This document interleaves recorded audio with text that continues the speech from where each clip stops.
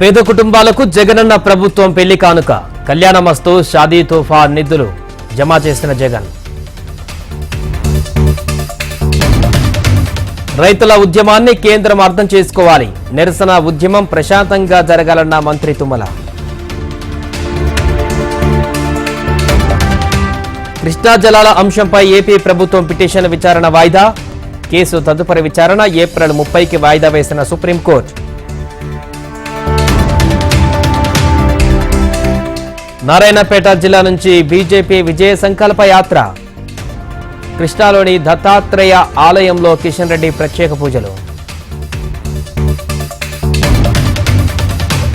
Governor Tamilisai X ఖాతా hack పై విచారణ. ముంబై నుంచే ఖాతా హ్యాక్ అయినట్టు గుర్తింపు.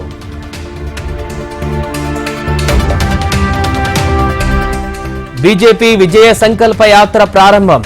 నిర్మల్ జిల్లా బాసరలో బీజేపీ నేతల ప్రత్యేక పూజలు. రేపు కొడంగల్ నియోజకవర్గంలో సీఎం రేవంత్ పర్యటన. కోస్గిలో బహిరంగ సభ. వైసీపీ ఎమ్మెల్యే రాచమల్లు శివప్రసాద్ రెడ్డి బెదిరింపులు. టీడీపీ కౌన్సిలర్ భర్తను వేధించినట్లుగా ఆడియో వైరల్. మార్చి 9 తర్వాత సీఈసీ ఎన్నికల షెడ్యూల్. లోక్సభతో పాటు పలు రాష్ట్రాల అసెంబ్లీ ఎన్నికలకు షెడ్యూల్.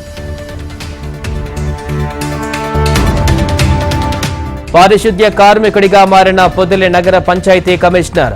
వీధుల్లో రోడ్డు ఊడ్చి శుభ్రం చేసిన చంద్రశేఖర్ రెడ్డి. కాసేపట్లో విశాఖ బీచ్ రోడ్లో నేవీ మిలాన్ 2024 యుద్ధ విమానాల విన్యాసాలలో పాల్గొననున్న 50 దేశాలు.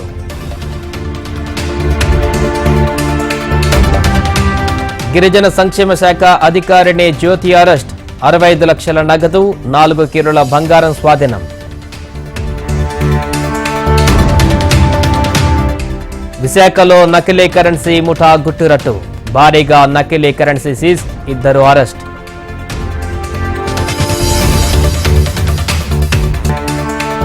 నల్గొండ జిల్లా కలకొండ తండాలో విద్యుతఘాతం. విద్యుత్ షాక్తో దేవానాయక్ అనే వ్యక్తి మృతి. హయత్ నగర్లో ఎస్ఓటీ పోలీసుల దాడులు. 5 ల్యాప్టాప్లు, 7 సెల్ ఫోన్లు స్వాధీనం.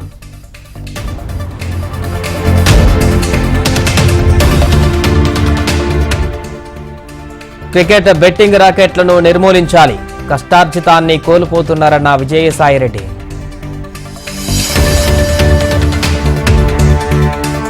నెల్లూరు జిల్లాలో బర్డ్ ఫ్లూపై సెంట్రల్ టీం పరిశీలన. ప్రభావిత ప్రాంతాలలో నమూనాల సేకరణ. ఉద్యోగాల పేరుతో నిరుద్యోగులకు టోకరా. నిరుద్యోగుల నుంచి 50 లక్షలు వసూలు.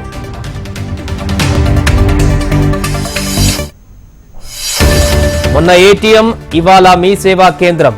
బయ్యారం మండల కేంద్రంలో దొంగల హల్చల్.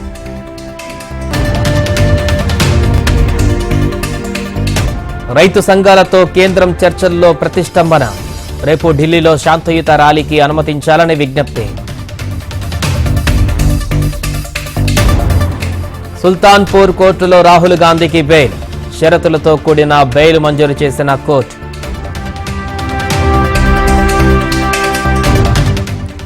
బ్రిటన్లో తరగతి గదుల్లో మొబైళ్లపై నిషేధం. చదువుపై దృష్టి సారించేందుకే నిర్ణయమన్న ప్రభుత్వం.